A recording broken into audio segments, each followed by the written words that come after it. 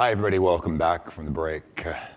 The best way to start, to build the energy in the room is to put up a famous quote from a media theorist from the 60s and 70s, I've heard. Is that right? Is everybody really riled up and excited? Actually, the truth be known, I'm a Canadian, and it's a requirement of all Canadians when they do presentations to do quotes by other famous Canadians. So, but I think this is a pertinent comment on what I'm going to talk about. So my topic today is clicker, the art of AR. And what I like to do is just tell you a little bit of a story about a project that we just did called ReBlink, which was an AR art exhibition at the Art Gallery of Ontario, art museum in Toronto. And then I might kind of go off on a little bit of a tangent and talk a little bit about some of the ideas, some of the big ideas I think that came out of that experience and what it kind of means to us as artists and creators and creative technologists about what we need to look at in the future of storytelling. So it may get weird, but I hope that's okay with you guys. So to start with, sort of look at these and say, what are these things? What are these things that hang on the walls of these art museums? Sort of what do they do? And what's the real value? Why are they important? Most of us don't really know. Most of us don't have art history degrees. We don't know why any particular painting is, really considered to be so great. So, what we do is we look at a few that have been pointed out to us by culture that have been assigned a value.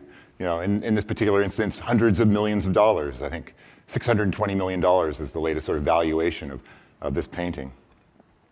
And as humans, we try to connect.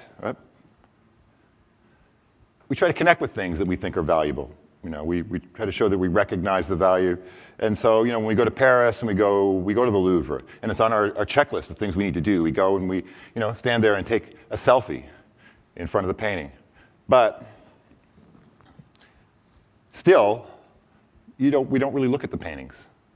The Metropolitan Museum of Art did a study a few years back that showed that the average time people look at paintings, when they stop to look at paintings, is only 17 seconds. So, and that's getting shorter. The Instagram generation, we're all part of it, really, even though some of us, like myself, are maybe a little bit on the older side of it. It's training us to really commoditize images. We deal with so many images every day. We have to sort through all these things and decide on their context, how relevant they are, that we need to like or what we don't need to like. And so, in museums, art museums are in danger of losing engagement because people no longer feel connected to art. So in December of 2015, I got a call from a BAFTA award-winning creative director named Alex Mayhew, and he asked me to help him raise a little bit of money because he had an opportunity to mount a really interesting project at the Art Gallery of Ontario in Toronto.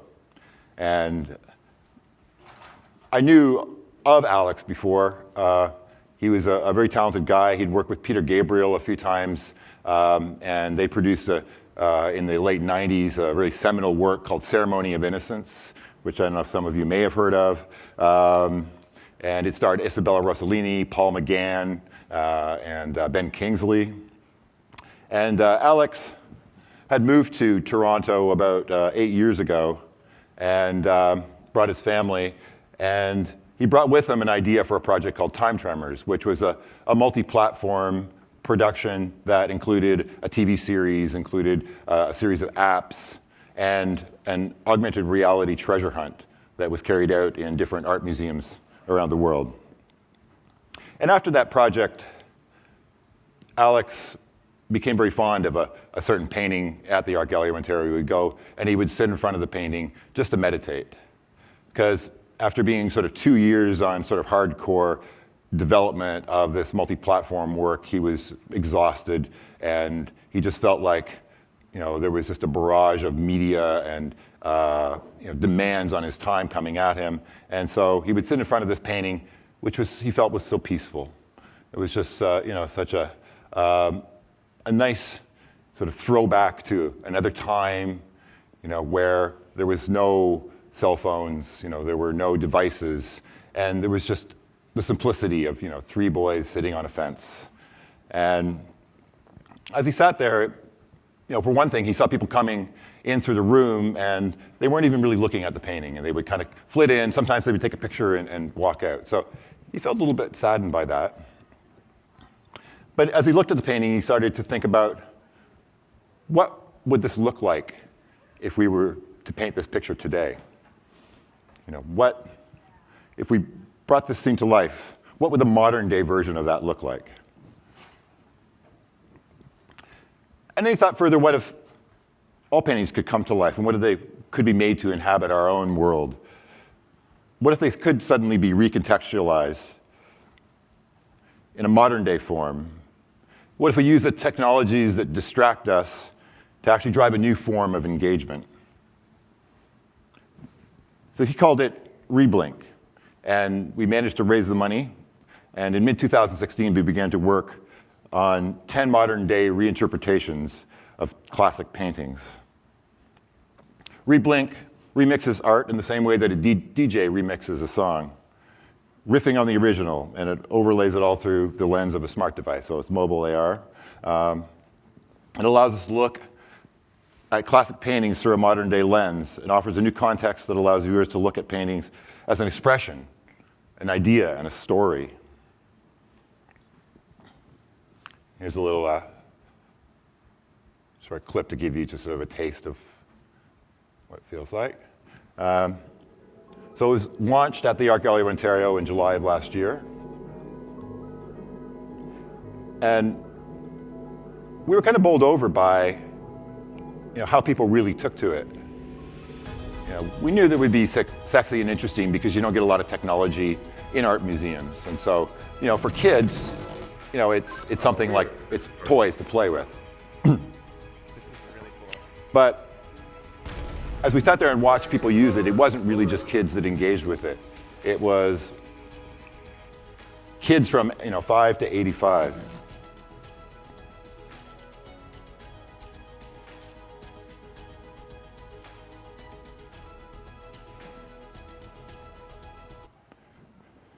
So that's a little taste. So to sort of outline the successes of it, we had over 200,000 activations of paintings over the run of the show.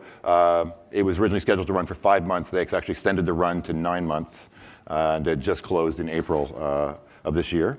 We had over 200 stories written about it in the media. We had about 2 million plus views online of videos, and it received both sort of national but a lot of international attention, way more than we ever would have expected. And since that time, we've also been doing a number of pop-up shows around the world in places like Mexico City and Los Angeles, and we're going to Valencia next month to take the show, because the paintings are really hard to bring onto the road without paying tens of thousands of dollars of insurance. We just create posters and sort of do little pop-up shows. And so, like I said, interest and coverage has far exceeded our expectations. And we've even had some famous people drop by to arrange private tours of the show, which is pretty fun. And then I feel like I'm very un-Canadian here because I keep bragging, but this last month we had been nominated for a Webby, which we didn't win, up against Snapchat and IKEA, but we won a Gold Muse Award from the American Alliance of Museums for Best AR, VR, or Game Technology. So it was, like I said, a lot more successful than even we could have hoped, I think. And so sort of asked the reason why. And I've been working in digital for 24 years now.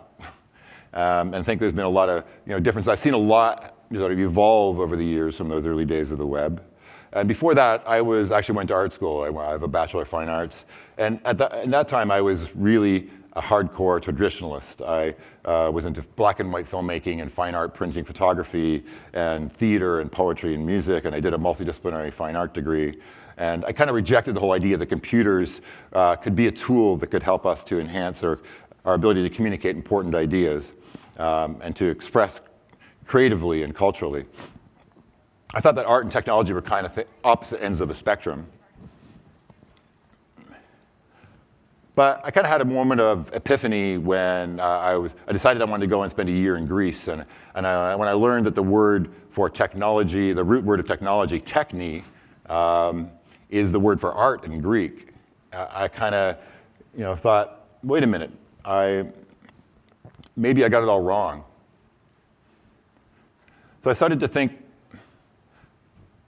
about art and I have a simplified definition of art that it really, why we use art is, it's an evolutionary strategy that we humans have to basically preserve important ideas and pass them on through a synthesis of intellect and emotion. And it's one of our most sort of integral human characteristics. Technology itself has been changing exponentially, and in the past 20 years, 24 years, processor speed and bandwidth have grown, Moore's law, dramatically changing our understanding of things like our own biology. When they started the Human Genome Project in 1990, they said it would take thousands of years at that rate they were working at and the processor speed to achieve it. And in 13 years, they had mapped the entire human genome. But as artists, we do have this tendency to resist technological change. And we fought to preserve the idea of content as king. And the more I look at now, the moment that we're at in history, I think that the king is dead. That augmented reality is actually representing a very major paradigm shift in the way that we actually communicate as humans. So, sort of stepping back and taking that long perspective, the first area of storytelling was actually 3D. It was live 3D. It was a pre-literate culture. It was based on performance, the oral tradition, theater. Its impact was magical. It was emotional. It was spiritual and visceral. It's what we call experiential now, I guess. But it was really hard to preserve that and to pass it along without losing vital information. So 30,000 years ago, we invented media. 2D media, first we created pictures, and then about a little over 3,000 years ago, we created a technology called language. It allowed us to replicate and make portable, and make a more efficient way of encoding information, to allow it to travel over distance and time. We did have 3D media, of course, at that time, but it didn't travel so well. And then fast forward through electronic media and the transfer of 2D information became much, much more efficient. The internet offered the ultimate in reach and speed and fastest light delivery to screens everywhere on the planet. But the written language also, it occurred to me, has a processing overhead. Encoding and decoding information is very costly. Like the word impossible, a 10-letter word in our language, has 141 trillion different potential combinations. So your brain has to work hard. And many neuroscientists will argue that the human brain was not actually evolved at all to read and write. That this is kind of an unnatural act. And it's something that really most of us only done as a species, except for the very elite, for the past 100 years. Most people have actually been literate. So it's really, really short term in our history. Another problem with 2D media is that idea of saturation, that 2D screens are everywhere, and images that were once scarce now become commoditized and become so overly abundant that there's a cost to that. The superabundance of the saturation we have with images means we just spend days and night sorting with them, and we don't have that idea of being able to perceive what is important and what is relevant and what is valuable. So in sort of entering what I call the new era of native 3D in XR, it's a new paradigm, and probably what we might say is the end of content, or maybe even the post-literate era. And it combines the live, visceral, immediate nature of unmediated, pre-literate communications with the efficiency and the speed and the reach and the permanence of our most developed electronic media. Its strengths are that it's very audiovisual, contextual, it's dynamic, it's sensual, it's procedural and magical and present. The physical world, in effect, sort of becomes our screen. And now, we're finding simple use cases for AR to help us contextualize things like data into this new screen. But, I think we're starting to bring art to the table and dig deeper and to sort of find and understand the true powers of native 3D. So we have to stop thinking of stories as content, I think, number one. We have to start thinking first and foremost of context and experience. And why does ReBlink work as an AR experience? I think because it begins to tap some of these new inherent powers of native 3D. ReBlink helps you see art in a unique new context. It remixes, it coexists in 3D space for them to experience. The remixes coexist in 3D space for people to experience it. The pieces, though simple, are dynamic and responsive. And it's audiovisual. It's not informational or textual. They're imaginings of alternate realities that are brought to life. It's contextual, though. It addresses directly the setting and the circumstance and the location of the original work that they're addressing.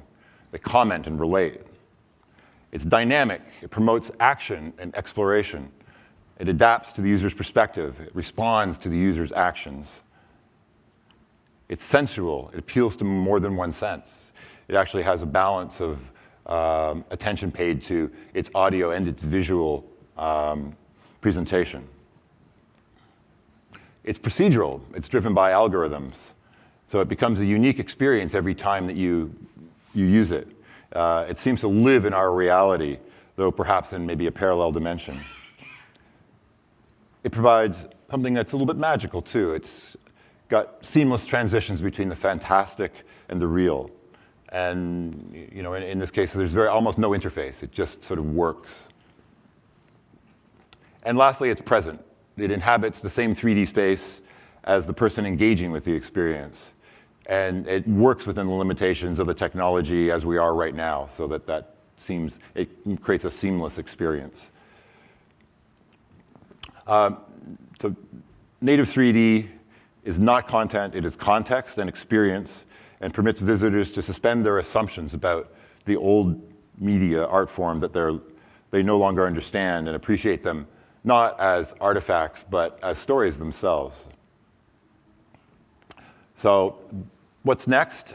I think the grammar and the syntax for native 3D stories in augmented reality will offer new opportunities to engage. In this test, we're looking at being able to position paintings anywhere and walk right into them.